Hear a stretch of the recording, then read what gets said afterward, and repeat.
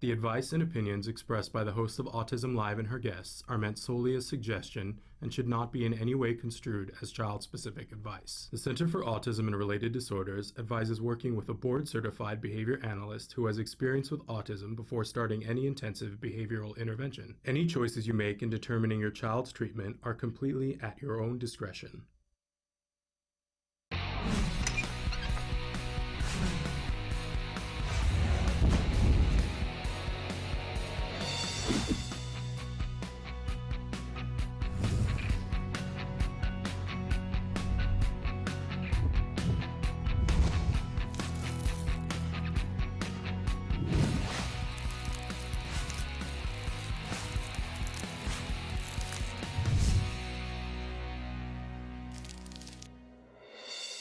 Good morning and welcome to Autism Live. I am Shannon Penrod and we are coming to you live from the Warner Center in Woodland Hills, California.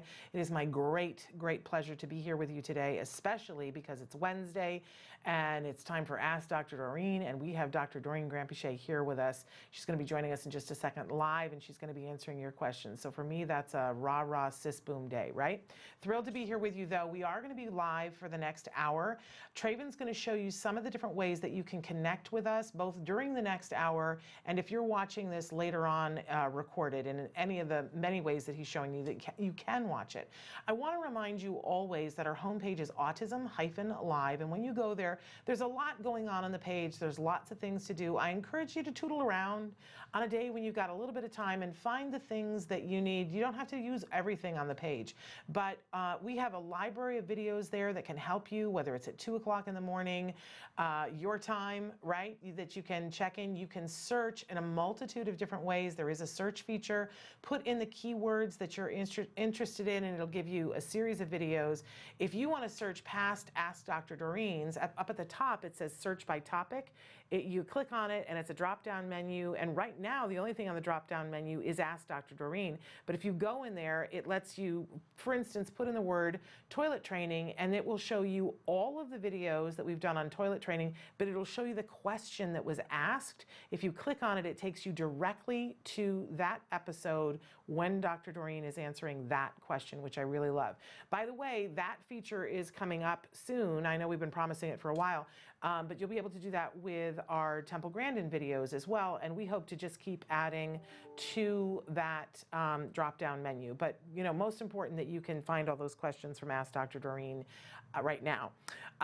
But don't forget that also there is a chat button at the bottom of the page. If you click on the chat button, it opens up a box. You can type and hit enter. It's free, it's anonymous, it shows up here on my screen, and in that way you can be having a conversation with me, with Dr. Granpeesheh, with our experts that are on the show at other times. There is a little bit of a lag and a little bit of delay, and I know that what happens is that at the start of the show you guys are watching and everything's wonderful, and then right at the end of the show everybody sends in questions. We can't possibly answer all of the questions, so I do like to tell you we like to go through, pick ones that we think will be of the most use to people out there, but I also pay attention to when people are persistent. So if your question doesn't get answered today, I do move it on to another day to ask it, but if you are persistent and send the question again, it really gets my attention and we try to answer those questions. So I hope that that works for you. We really enjoy having an opportunity to interact with you. I gotta say, it's the most fun thing that we do here. So please participate with us. It's all free. We're trying to be on more screens for you at more times so that we can keep that interaction going. Sound good? All right, I don't want to waste any more time because it's time for Ask Dr. Doreen. Dr. Doreen Granpeesheh is the Dr. Doreen is an expert in autism. Doreen Granpeesheh. Dr. Granpeesheh. Dr. Doreen Granpeesheh. Dr. Doreen Granpeesheh is a visionary in the field of autism. Now you can ask her questions on Ask Dr. Doreen. Welcome to Ask Dr. Doreen on Autism Live. We're here with Dr. Doreen Granpeesheh. Good morning. Good morning.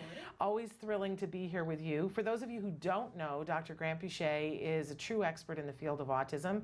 She is the founder of CARD, the Center for Autism and Related Disorders, also the founder of Autism Care Today. An incredible person, been working in this field for years.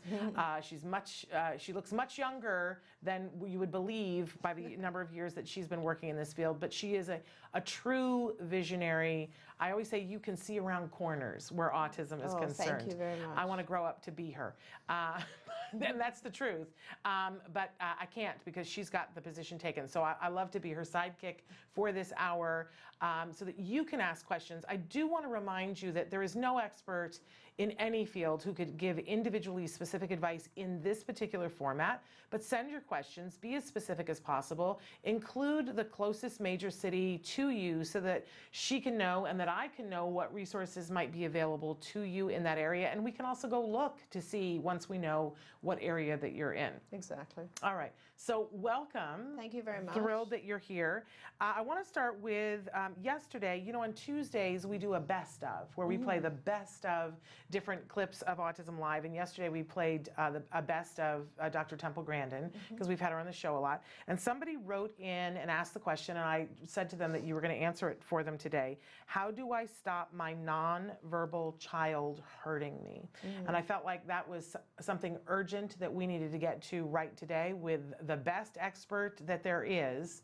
So, Dr. Granpeesheh, what do you say to this parent? Yeah, thank you very much, Shannon. And I'm first of all, as Shannon would say, air hugs to Yes, you, because absolutely. honestly, that is such a tough thing. It's one of the most difficult things we deal with. I would need to ask you a lot more questions Sorry. before I can. Sure. Do you want to? No, I muted it. I sure, was no looking to problem. see questions on the live feature, and it brought up the course. live show, so we were getting a little echo. My bad. I No apologize. problem. I just want to make sure that I have to ask these parents a lot of questions before I can help you, because you know, what I always like to tell parents is that aggression of any kind, in fact, all challenging behaviors, running away as well, you know, throwing objects, any kind of aggression, all of challenging behaviors are communication. They're actually the way the child is trying to tell you something. And so they're not doing it just because they, you know, have fun doing it. It's because they're gaining something from it. They're trying to communicate something by doing that. And so, as you know, in our field, what we try to do is we try to find out exactly what they're trying to communicate. So I would ask, and of course, the child being nonverbal, you'd think that it makes it harder to understand what it is they're trying to communicate.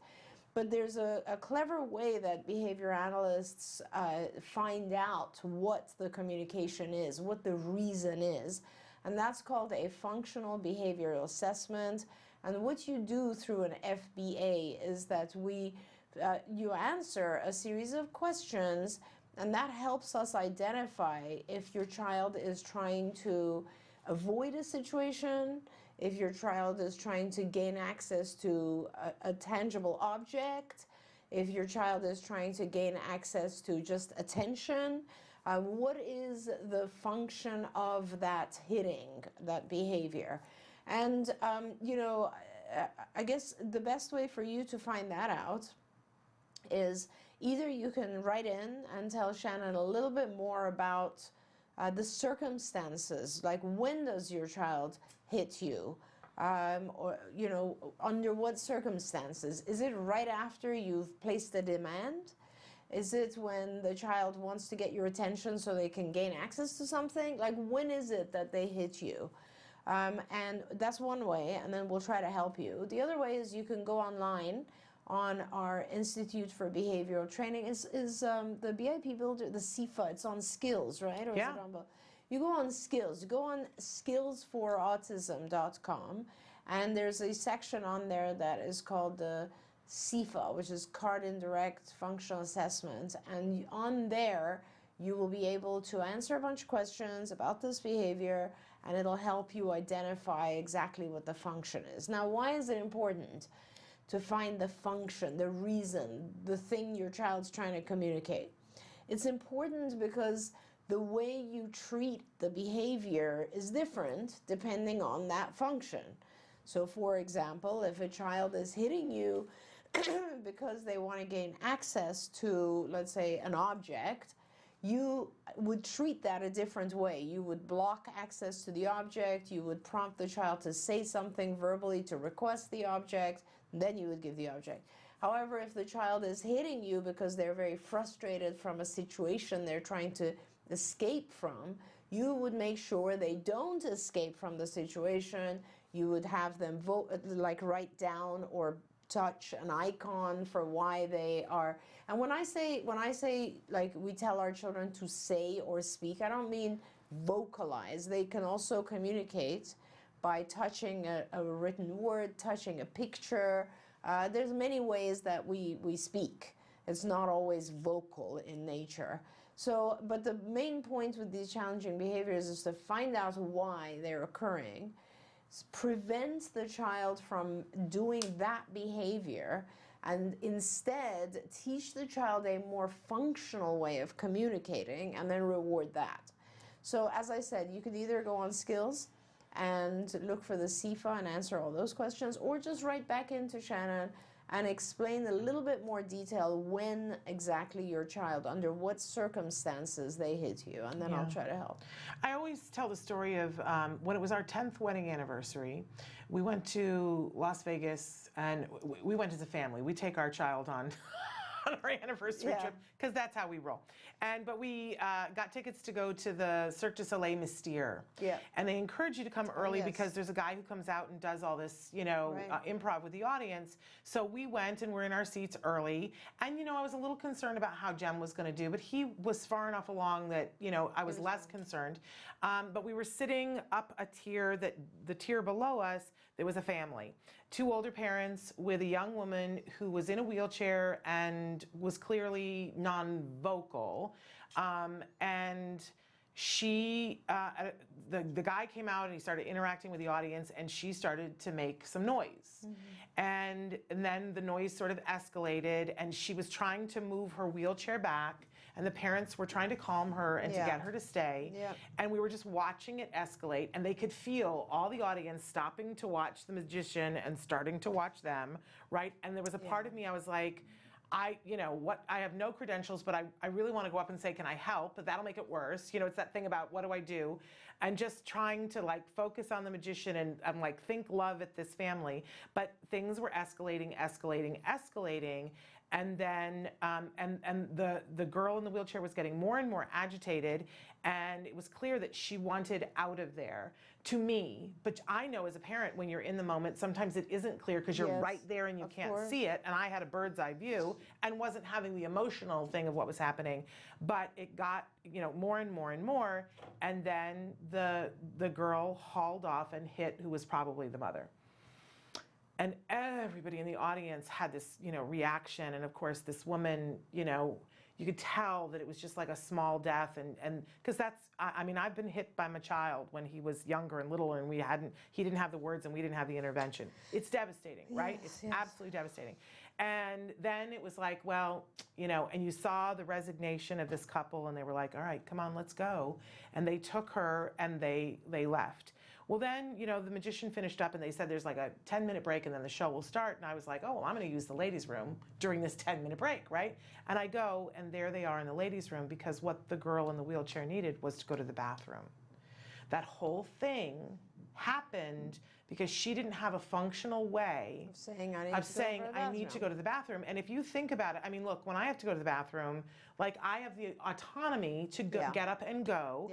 And when I don't, I've been a school teacher where that was not an option. You couldn't leave your school. It's horrible. Right. It's horrible. And I felt so bad.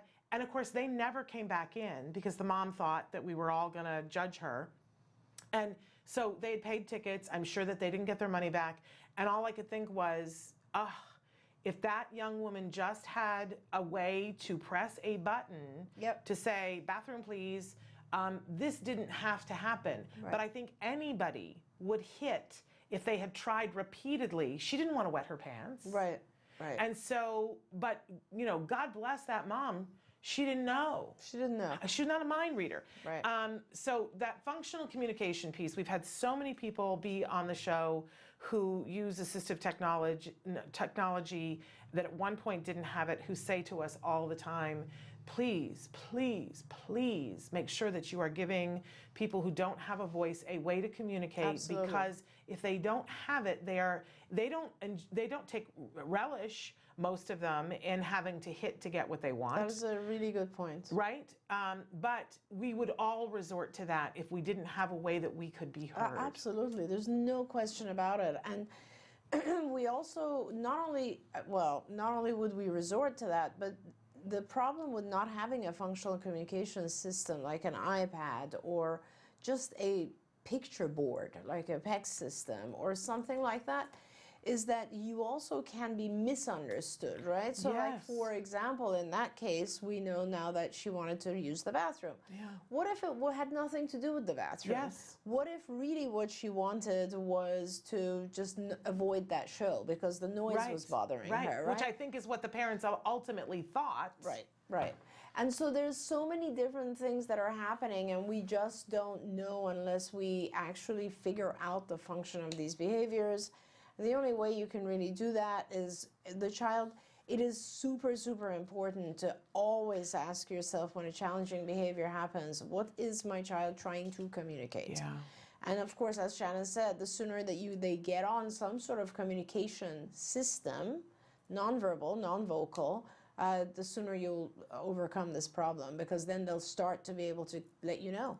Yeah, I mean, they literally chart it for you on a graph, and when children of any age, of any ability, typical or otherwise, begin to be able to communicate those tantrums, for a lot of people we call it the terrible twos because that's the time period where a typically developing child is going through that. I don't know how to get my needs met. Yes. And I don't have the words, right? But whenever we see that somebody has functional, like if the challenging behavior is up here and the language is here, and we start to teach language and that starts to go up, it creates this magic X on the graph that you see over and over and over again. So I just, for me, it's almost like it's a human rights issue for me at this point.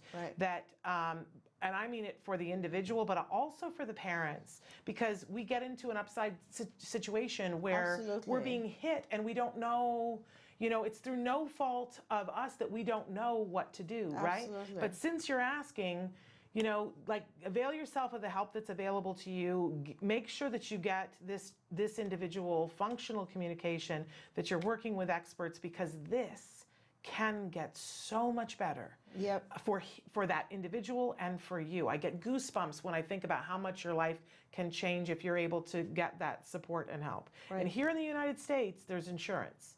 And there are ways to insurance, and please write to me. Let's help you to figure it out, because I hate it when I hear that a parent is being hit, because at some point you begin, I know, because I was there, at some point you begin to think, well, I probably deserve this. That happens. It happened to me, and he's only hitting me, so it must be something that I'm doing. I must deserve this. And you get all upside down. And I just want to reach out to all of those parents and go, come on, let's get some help. Yeah, honestly, and Shannon, thanks for saying that, because as you know, now I'm as I am not yet, but soon coming up for air. I keep saying it. It's the other R word that nobody wants to say, retirement. I'm supposedly retired, but I've never been working harder than I'm now. I warned you. I know, it's so crazy. But I mean, through Autism Care Today Act, the other very important organization to me, what I really want to do is kind of focus on some of the important things and help ACT make those things happen. And what you said actually really resonated with me, because if there are families out there where their children still cannot communicate, I would be very interested in putting a grant package at ACT where we provide an iPad, let's say Protocol or one of the programs for communicating, which you don't even really need anymore with iPad, but as well as a package of training, so that people actually learn how to teach their nonverbal children to use this to communicate.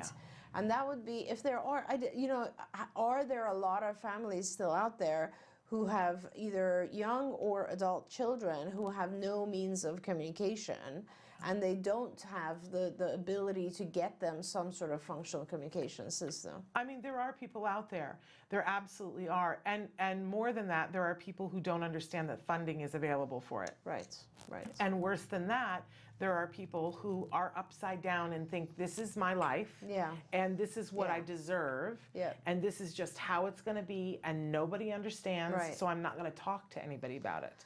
Those people are out Amazing. there. Yeah. And that crushes my heart. Yeah, because absolutely. that is, I know what it feels like to feel that way, but it's not the truth. Right. Right? And so if you're within the sound of my voice right now and you're hearing that and going, uh-oh, that's me, please reach out. Right. My email is s.penrod@autism-live.com, and let me begin a conversation with you about, it's individual for everybody what is available, unfortunately. I wish it Right. was a level playing field, but let's have a conversation. I will not judge you. I have been in that place. I showed up at one of my card clinics once and said, I'm not leaving until you help me, because I had not been honest with them before that. I was embarrassed and ashamed and afraid of how they were going to look at me and how they were Yeah. going to look at my child, but I was like, he is hitting me in the head and something bad's going to happen. I don't know what. To this day, I don't know what that was, but I knew that there was a scary cliff and that something bad was going to happen. And I don't even like to think about what that might have been, but I was like, this is not the way it's supposed to be. Gosh. Right? And they helped me that day. I was super, super lucky because I was already at CARD. I wasn't Yeah. having to fill out the papers to come to CARD. I was already at CARD. And so, Shannon, I mean, on that note, like reliving that experience, I think another important thing we can talk about here for our viewers is that as parents, when our kids hit us, we have the reaction to hold them, pick them up, cuddle them, try to calm them, give them love, right? It's like, why are you angry? Why are you hitting me? I'm going to love on you.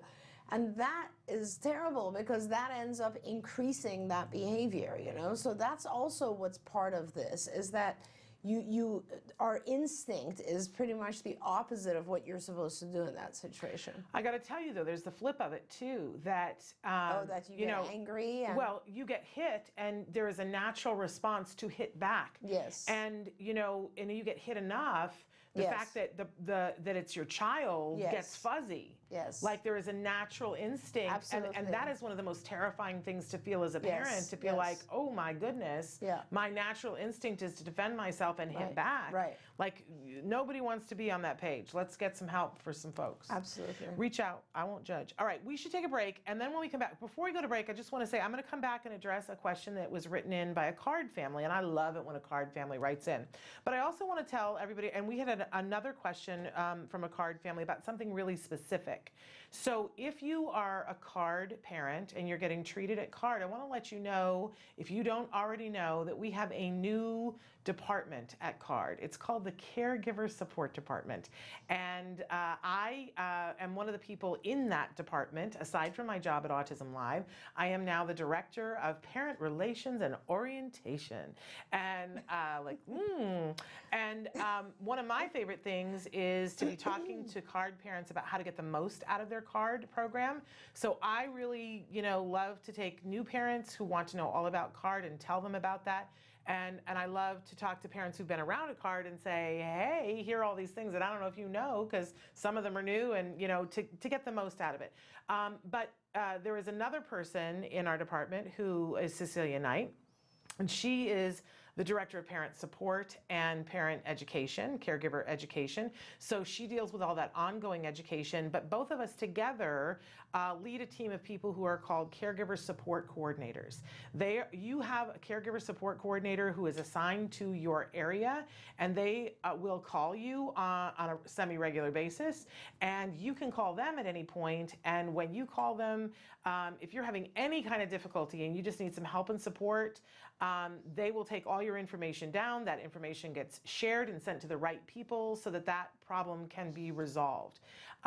We love it when you write us and tell us great things, but we also love fixing the hiccups that come along, big and small, which are a natural part of any ABA program. So I hope, if nothing else, if you're having an issue, and we're going to address this one issue, but please write to me, s.penrod@autism-live.com. That email works for both things. And tell me, and I will make sure that we put your Caregiver Support Coordinator. We'll write it all up. We have a whole system, a workflow that it goes through, and then we check to make sure that it's better. Right. We're very diligent about that. I'm very proud of the work that we're doing. So please don't hesitate to do that. But when we come back, we're also going to ask a question that's specifically for Dr. Granpeesheh from a CARD parent. So stick with us. Hey, I'm Candace Cameron Murray. Tom Bergeron. You're watching Autism Live. And you're watching Autism Live. And you're watching Autism Live. You're watching Autism Live. Do you provide care services to someone with autism? Recently, more and more children are being diagnosed with the condition and getting the support they need as awareness grows. But what happens to these children as they grow up? It's estimated that over 500,000 youth with autism will turn 18 in the next decade, and they'll be faced with a very difficult reality. As children with autism grow up, their services start to disappear or become very difficult to access. Things like medical care, mental health counseling, vocational training, and more. All services that are still desperately needed. The loss of support that youth with autism face as they grow up is so severe that it's referred to in the autism community as falling off a cliff. Adults with autism need the same level of support they had as children to avoid falling off the services cliff. Introducing Skills Living, the web-based software designed specifically to help transitioning youth and adults with autism so they can avoid the cliff and instead fly to success. With Skills Living, help your learner with autism develop the skills they need in all the critical areas of adult life, including self-control, planning, and problem-solving, effective communication, performing life skill tasks for independent living, acquiring and maintaining employment or other meaningful activities, developing and maintaining social skills and relationships, accessing transportation and public services, and being safe. Skills Living includes a comprehensive assessment, a data collection mobile app, behavior intervention plan builder, and automatic progress reporting. It also provides a complete curriculum addressing 16 key areas spanning the entire range of functioning adulthood. Skills Living is easy to use and can be implemented by schools, parents, and autism service providers. Call or click today for your free demo and see how Skills Living can help your learner with autism avoid the cliff and instead reach their fullest potential. Skills Living. Wish, learn, become. Welcome back to Autism Live. Was that an actual noise that went with the curtain, Straven? It was, I was like, what is that? I think that's a curtain noise. Okay. And welcome to this Wednesday where we have Dr. Doreen Granpeesheh for a segment that we call Ask Dr. Doreen. She's here answering your questions live. Now, I said that we were going to come back to a question from a CARD parent. She says, hi, Dr. Doreen. My son has been with CARD for 6 years. 6 years now. As he is making progress, his social remains very low. It's like he's a 5-year-old, but he is 9. I see his siblings, how their conversations are age appropriate, but his dialogues are so immature. What can I tell my supervisor to push? Also, if I need someone to chime in on our clinics, who do I contact? I feel that we have hit a wall for the last 2 years and my team is stuck. I don't want to waste any more time. I'm still trying to get on your calendar. Also, negative attention seeking, OMG. What do? We ignore, but the world doesn't. Yeah. How true is that? That's so right. I'm just taking some notes. And I'm sending the air hug here. Yeah, air hug. Absolutely. And you know, like I just want to start by saying that I apologize because sometimes it's very, very hard to focus and receive the kind of stuff that your child specifically needs. And so I'll do my best to help you here. And I appreciate that you're a CARD parent, and Shannon and I have talked about doing a separate thing for just CARD parents where they can actually call in and give us a lot more specifics, and we can try to help them no matter what the scenario is. Like, I'm always just here to help. So the thing that jumps out at me at first is that your child has been receiving services for 6 years.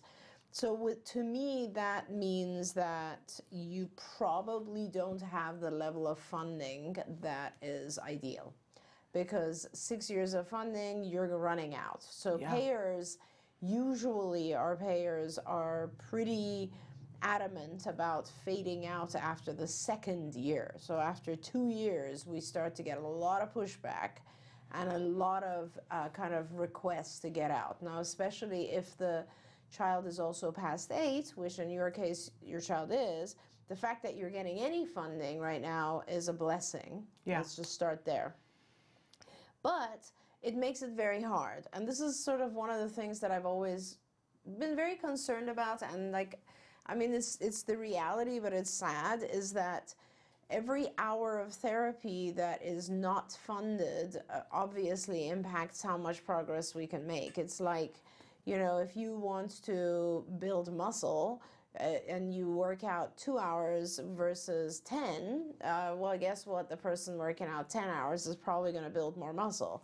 And so with our situation, it's pretty similar in the sense that the more therapy you do, the higher chance there is that your child will get to those higher level lessons, social being the key here.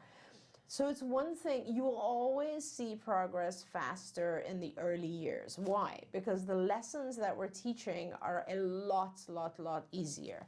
So for example, if I'm teaching a child to verbalize, you know, this is cup, give me the blue toy, or whatever it is, those types of that type of instruction is very kind of, it's concrete. It's very easy to teach that stuff. Social lessons are very hard because they're basically abstract.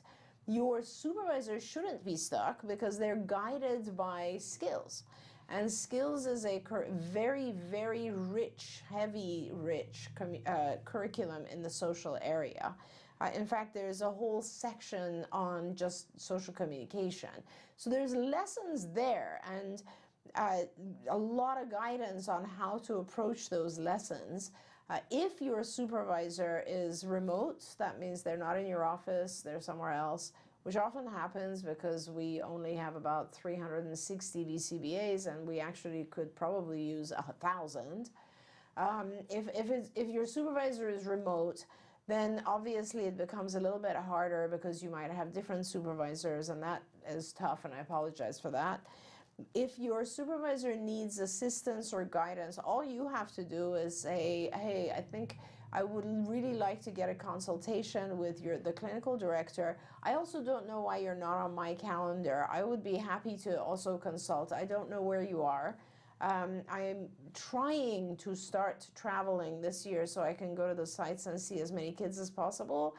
Just write into Shannon and maybe let her know where you are, and if you're in one of the 10, I'm going to 10 regions this year. Each region will be a bunch of clinics. So if I can see you when I'm there, that's great. If not, I'd be happy to see you here in LA. Please, we'll get you on my calendar. My calendar is better. It's definitely better than it was 2 months ago. So, but you can reach directly out to me, s.penrod@autism-live.com.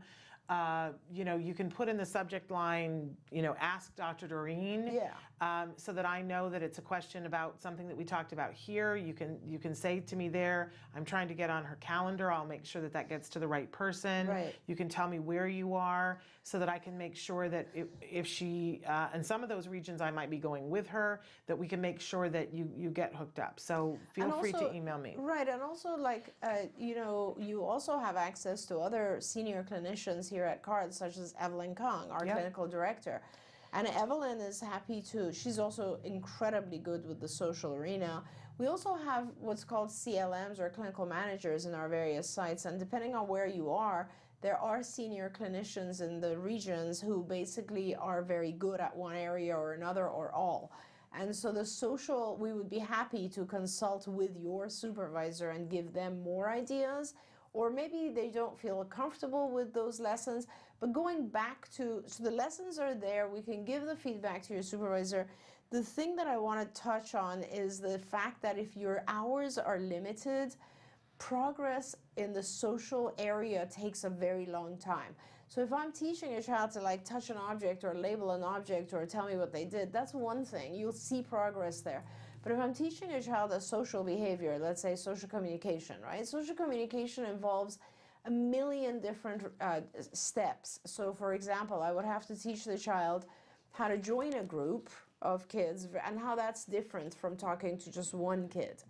How to interact when they're in the group. So that means, how do I bring a subject up that is of interest to others? That's one lesson. How do I repair the conversation if kids are walking away? In fact, how do I even recognize that the others are not interested? So that's like learning facial expressions. And then how do I repair the conversation? That means changing the topic to something that's of interest. That involves monitoring myself so that I am not focused on one subject or another, but I'm listening to people and able to tag on to their conversation. How do I take turns with the conversation so I'm not hogging the whole conversation? I mean, there's like a million, different lessons that all go into one thing, which is appropriate social communication. And how do I differentiate people who are my friends versus acquaintances versus adults versus other kids? How do I pay attention to the environment I'm in? It's one thing to have social communication on the playground. It's a different thing in the library. I mean, there's all these factors that we have to teach one by one, and it all just comes into one thing, which is communication. And so it takes a lot of hours to do that. And if your child is 9, I'm guessing they're also in school. So that means that we at most, I'm just making a guess, but most of my 9-year-olds will probably have somewhere around 10 hours a week. And with 10 hours a week, you're going to see very slow progress, just because these lessons they require a lot of instruction before you can see the final product. And so just keep those things in mind. And again, on our end, we'll do everything we can to try to improve and help and like give your supervisor more help and guidance. But the other side of it is that after like 6 years of doing this, maybe what we need to be doing is looking at other environments such as school. What are they doing? Can we help your school system? Can we help work with them? Can we teach them? That's where your child is probably spending 30 hours a week. Right. Are there other social activities after CARD, outside of CARD, on the weekends maybe, that your child can benefit from? What else can we do to help increase this social behavior? Okay. I want to do a couple of quick shout outs to people who've been writing in on YouTube. We have several different time zones who are watching. Great. So somebody has written in and said good afternoon. Somebody else said good evening from Dubai. Wow. Someone else wants to know, do you use ABA to bring forth speech from a nonverbal child, which we sort of covered a little bit at the start of the show. I would ask you to rewind and talk a little bit about, but of course ABA. Sure, absolutely, and that's all, it starts out with manding, which is essentially teaching a child to use verbals to request items, and yes, you do use ABA to instigate speech. Wonderful. And we have somebody who says, love you guys. We love you back. Thank you. Somebody else who says, I really wish she can speak in French. And the thing is, guess what, folks? She can. Oui, je parle français aussi, mais pas bien. Okay. Is the noise I make part of ASD that somebody has written in? And they say that the noises that they make are quite loud. So this is someone who's on the spectrum who's writing in and saying that they make loud noises. Is that part of their ASD? That the person themselves make loud noises? Mm-hmm. Well, I mean, I would love to learn more about that. So our philosophy on why our children make noises is varied. We have many different thoughts about why the children like to echo or repeat sounds. Some people believe that this has to do with the sensory input and that they enjoy this sensory input. Others believe that they are so sensitive to all the surrounding environmental noises that exist that we don't hear, that they hear. For example, lights, fluorescent lights have a sound. Most of us don't hear that stuff. But individuals with autism, some are very sensitive to those types of noises. And I've been told by some of my adults that the environmental noises are so many that they need to make a sound themselves in order to kind of be louder than the environmental noises. So there's a lot of theories about why individuals on the spectrum make these kind of repetitive sounds or noises. Yeah. But again, it's also something that's not unique. I think a lot of hearing impaired individuals talk about making noises and how that is a sensory experience that's very different than ours. Yeah. We have a lot of people who are writing in about being hit. I'm just going to, so a mom who says, my son hits me anytime he doesn't like what I say. Right. And this is what we were talking about before, is let's get you some help. Because that's not how your world should work, and it's not how his world should work, Yeah, right? absolutely. And like, let me just touch on that real quickly. When you say he doesn't like what I say, that means that what he's trying to communicate is somehow something like, no, I don't want to do that, or no, leave me alone, no, I want a timeout, I want a break, whatever it is. Try to teach him that communication. And if you can teach him that communication, it will help replace the hitting, because the whole point is to help our kids communicate more appropriately rather than hitting. Remember, all the hitting is just the child trying to say something. Yeah. Then another person has written in and says, do you have any suggestions for me? This is from Facebook. My friend's daughter, ADS, she's 11, has grown up a great deal physically. So when she has a meltdown and scratches me and my other daughter and pulls our hair, I suggested cutting her fingernails to remove the weapons and to speak calmly to find out, calmly to her, to find out why she's acting out in a way that hurts the two of us. Any other suggestions? Yeah. So this is a really good example, and thank you very much for writing in, because I want to talk about this for a moment, and it's important for everyone. So depending, again, I will always say, you don't even try to intervene or do anything with the behavior unless you know the function. This is extremely important. In this particular case, yes, it would help for you if you cut her nails short so that when she hits you, it's not hurting you or your other child as much. Yes, no question. But the reason that she's hitting, we have to identify. If she is hitting simply because she wants your attention, then by talking to her calmly, you have now given her attention, and she is going to learn that hitting was an effective way of getting your attention. Does that make sense? I want to kind of repeat that, because it's that's like so writing her important. a check and saying, keep doing that because I'll give you what you want. That's right. And I know it feels weird. And in a second, we'll talk about the fact that I know you're getting to this, but you know, when you say don't do anything, it's hard when someone's coming at you and hurting your other child to do nothing. Right. But you know, there's blocking and things like that. But finish your thought. Exactly. And that's exactly where I was going, Shannon, is that like with hitting, again, if the function is I want your attention, then the way to do this is to block and do something else, not give the attention, As Shannon said, it's extremely difficult. That's why it helps to have a BCBA on board or someone who's trained in this field so that they can kind of help you and show you what we mean by saying don't give it attention. Talking to her calmly is not going to work. Because basically by talking to her calmly, she's getting your attention. So if that's the function, you really have to identify why she is hitting you. Is she hitting you to get attention? Is she hitting you because she doesn't want to do what you told her to do? Is she hitting you because you're giving attention to the other child and she doesn't want you to do that? Like, really figure out what it is, the function. And then you want to make sure, I mean, in summary, here's what it is. Whatever the function is, give the child a better way of a more functional, a more appropriate, adaptive, environmentally, socially appropriate way of letting you know what they want. They can speak, teach them to say exactly what it is. If they cannot speak, teach them to touch an icon, teach them some form of communication that is more appropriate. When they do that, give them whatever they want, the attention, the object, escape, whatever it is.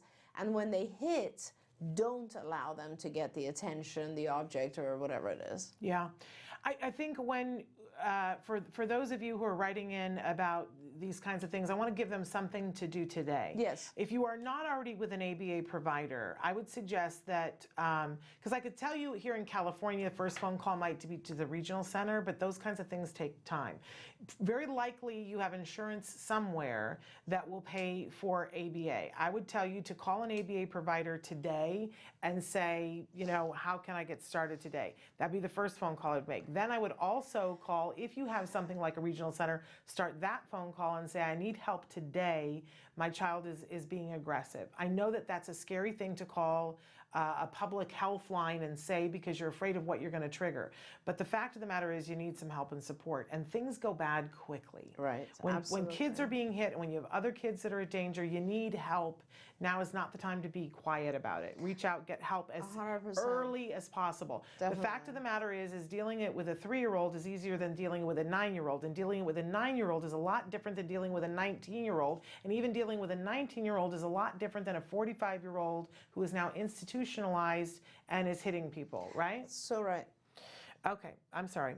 Get off on my bandwagon. Okay. And also I want you to know, like, it's not as bad as it is hitting you. If that frustration, if that individual, if that child is not heard, if we don't figure out what they're trying to communicate, their frustration moves from you to other people and to themselves. Yeah. And then when you're in your 40s or 30s or whatever, 20s, you're now injuring yourself, which, by the way, is a horrible scene as well. So please, the more important thing is to figure out the function. And that, you know, as Shannon said, get an ABA person, a behavior analyst to help you. Or if you want to do something else today, you can go on Skills for Autism, and please start filling out the indirect functional assessment. That section of Skills will really help you. It's called the CIFA, C-I-F-A, the Card Indirect Functional Assessment, and you could do that today. And if you're not sure what to do, but you're like, oh, I heard Shannon say do something today, email me. Email me, and I'll separate some time, and we'll find something in your area that helps move it a little bit today. Because that's the thing, is that, like, it seems like you got to climb Mount Everest and you're looking at the top of the hill going, I know, because I've been there, and you get a little paralyzed, right? But you start on the mountain. That's right. And then, you know, you're moving in a direction, and eventually I have another resource for you, which is the Institute for Behavioral Training. And if you go on that website, there's a whole bunch of shorts, like 20, 30-minute online trainings on this subject. So you will go in and you'll find these modules, and you'll just read what they are, and you'll find one that says how do I deal with challenging behavior. There might even be one just on hitting, I don't know, but really go in there and you'll learn so much in 30 minutes about why the individual is hitting. It'll help you tremendously. And they're really inexpensive. Most of them are under $10, which is less than what you'd go buy a book, right? Yeah, it's right there. Okay, Missy writes in on YouTube and says, can ABA still help children with autism who have an underlying anxiety diagnosis? Yes, absolutely, Missy. And you know, I've done a lot of presentations on the subject of anxiety in autism. And how they overlap. And I would say, you know, a lot of people have anxiety these days. Individuals with autism have more reason to have anxiety, just because if you know, I tell people, just imagine if you had a hard time understanding everything that's going on around you, the language and reading nonverbal cues in the environment.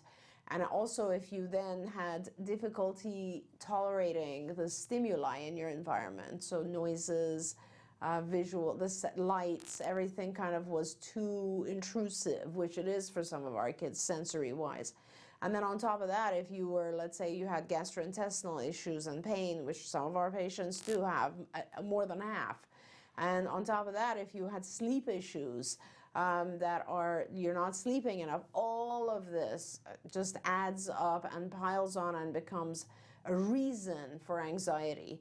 So yes, of course, there's a big overlap to have anxiety in autism, but absolutely. I mean, you know, a lot of the techniques that we use in ABA, in applied behavior analysis, are what in psychology might be called cognitive behavior therapy, or CBT. And so these are very sort of behavioral exercises that also are within your mind, and these are things that you tell yourself. And you know, for example, with our very young kids who have a lot of anxiety, we teach them how to do breathing exercises, to slow down, count, and breathe. And that is something that we use also in CBT therapy. So yes, there's an overlap. There's a lot of stuff that we do with autism, with ABA, to help with anxiety. Okay, I sort of want to get to all of these questions, and we're Sure. not going to have time. Okay, I want to address one because we're seeing more of this. This person is writing about the fact that they are in Kuwait. They are currently in a quarantine for the coronavirus, and they're wanting to know, how do we teach our child that routine changes and the dangers of coronavirus? And we're hearing this from more and more of our viewers because we're international and people watch us internationally, and there are a lot of different things. I can tell you that one of the things that we've all been taught here is to teach our kiddos to wash their hands while singing Happy Birthday. Like, you don't necessarily have to teach your kid why they're washing their hands, but if you're teaching them to wash their hands with Happy Birthday, and we've gotten a little bit better on our hand washing here in the United States, and we have all these videos. We need to make a video about teaching kids how to sing and how you do the backs of the, so you start, I don't know if we still have to pay if we sing Happy Birthday, but you all know the tune, right? And you want to sing Happy Birthday twice. That's the right amount of time to wash your hands, and that there is a whole series of things. It's like learning a dance move, and you make it fun, and then the kids learn how to wash their hands. So that's what I have. Now hear from the expert. No, I love that. I love that because I think that teaching, I love that approach because, what Shannon is saying is, I don't know, and I would recommend that you do what Shannon said, because it's a lot better to teach the child the behavior that will help prevent the spread of coronavirus than it is to explain to them about the contagious nature of coronavirus. Because teaching a child about like things that are contagious and blah, blah, blah will cause a little panic because it's a child, and they will overgeneralize, and they will then think that everything has germs, and you do not want to go to the point where your child is now paranoid about bacteria. Like, that's a whole different problem we need to avoid. So I think Shannon's idea is fantastic in that you just take a series of behaviors that will prevent the spread of coronavirus, like washing your hands, like not hugging people for the next month, like not kissing people on the face, not, those types of things, and just teach them those behaviors and say, we're going to do this. And like, what you don't have to, depending on your child's reasoning and ability to understand all of that, I think you're better off teaching the behavior than teaching why. You got to make this stuff fun. Right? Absolutely. And instead of focusing on, negatives, let's teach new things. Like, let's learn how to kiss how they do in Hollywood, right? Yeah. In Hollywood, they air kiss. And so we go, mwah, mwah, on both sides. And then we make it fun. So let's perfect. Hollywood kiss, mwah, mwah, right? And make it all that That's a very fun. good idea. Yeah, right? Because if you get down and then get your craft on, I'm telling you. Like, I've been on Pinterest checking things out because we're going to do some craft things in the coming month to show people you don't have to go to the store. Good. You already have things in your house. Get some crafts out. You're Good. camping. Yeah. If you're being quarantined, you're going to call it camping, and you're going to find fun ways to do all these wonderful, enriching things. I've been making a list on Pinterest. You're going to get out your shopping bags, plastic and paper, and we're going to make stuff. Yeah, and Yay! and in the Middle East, I think you're also I remember there were times where weather was so bad. Right. I'm from Iran originally, and when I was a child, I wasn't there for many years, but when I was in Iran, I remember sometimes it would be like a lot of snow, and you'd be just stuck at home, and you do a lot of cooking. Yeah. In the Middle East, you do a lot of cooking, you learn cooking, and that's a really good way to keep your child busy as well. Absolutely. But if we start to be like, oh no, then the kids pick up on that. right. We don't need that. That's right. Because if you're going to be in your house for a while with your kiddo, you got to go, all right, how are we going to make this fun? Yep. And our brains are positive assumptive machines that solve problems. If you say, oh no, this is going to be horrible, then your brain is going to find all the reasons why it's horrible. Right. But if you say, how can I make this fun? Your brain will populate that question over and over and over. Make it fun. Okay, another person who is saying, how about split homes and the child isn't wanting to go to the other parent? Please help. Oh yeah, this is a little rough. bit tough. It is tough. I mean, like, good Lord, like, it's tough enough having split homes. On top of that, having to explain to your child with autism what's going on. I would, again, this is one of those situations where I try to find out why. This is very, very important. I don't know if you, as the other parent, can be the person to find out why, or if there's someone who can accompany the child. It's very important to not attack the other parents, but to identify the reasons why and to try to help kind of make the other environment a more positive environment for your child. You know, when we go through divorce or those types of things, we end up, you know, we all want to have our place be the favorite place. We want the children to like us more, that kind of thing. And it's a very natural response, but the truth is, for your child, what's best is to actually make sure that the other place is just as nice and rewarding and fun as your place, that the other parent is doing just as much fun stuff as you are. And although that might go against your own nature of wanting to be the favorite, it is what's best for the child. So that's what you need to focus on, is finding out what is the reason that your child doesn't want to go to the other place and change that. Yeah, absolutely. Okay, the next question is, what are the best forms of assistive communication for a 3-year-old nonverbal? We're in Riverside County in Southern California. I mean, there's a lot of different options with regards to assistive communication devices. I don't really have a favorite. There's many, but I will say that these days, the purchase and use of assistive devices has gone significantly down because more and more people are using iPads. So you know, on the iPad, not only does it have a lot of features itself that allows your child to communicate, but you can purchase programs like Proloquo, and there's many others now that you just load onto the iPad, and then the iPad can speak for your nonverbal child. So I would suggest that you probably start with that. Maybe start with an iPad.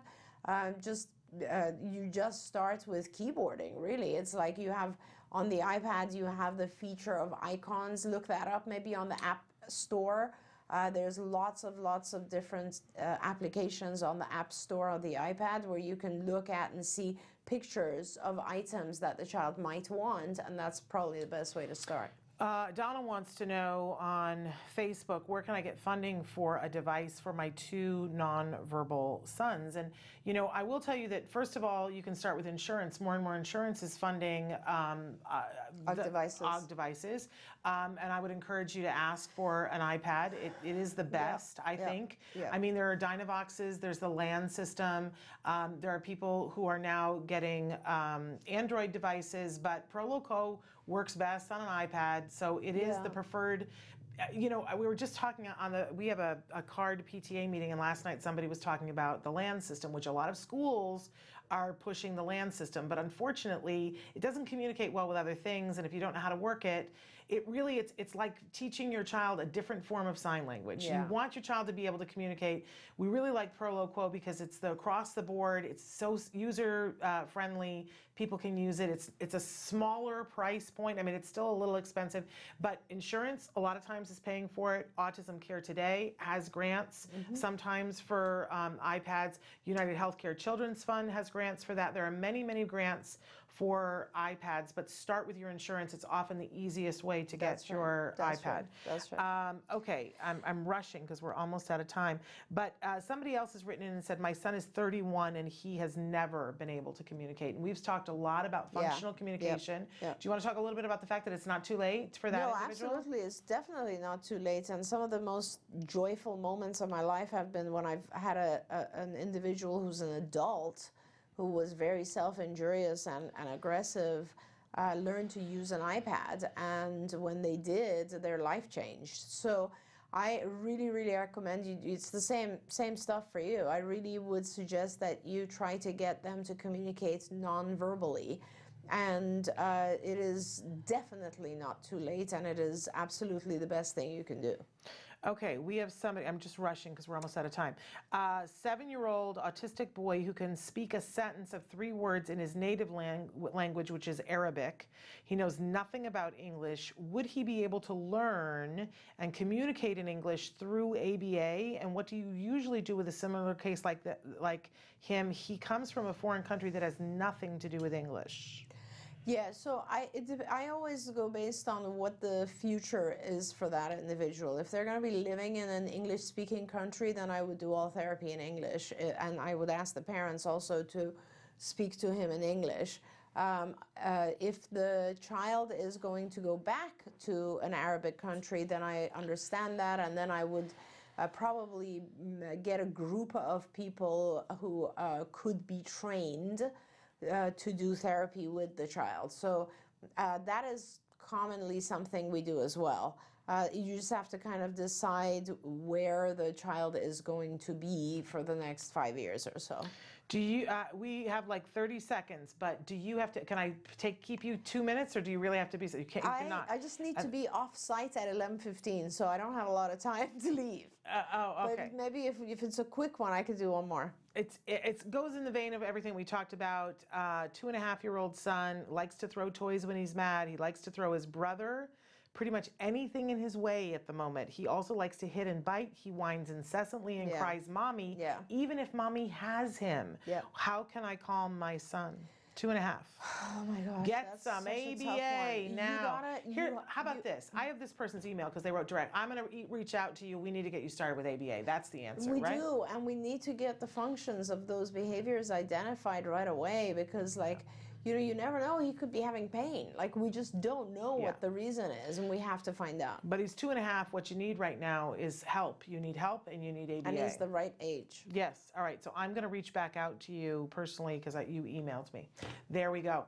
We're so out of time, and we're just 35 seconds over. Thank you so much. I appreciate you so much. Always a thrill to have you here. Hey, you guys, we're back here live tomorrow. I don't even have time to tease what it is, and we'll be here on Friday. Let's Talk Autism with Shannon and Nancy. Until then, give your kiddos a hug from me and one for you too. Bye-bye for now.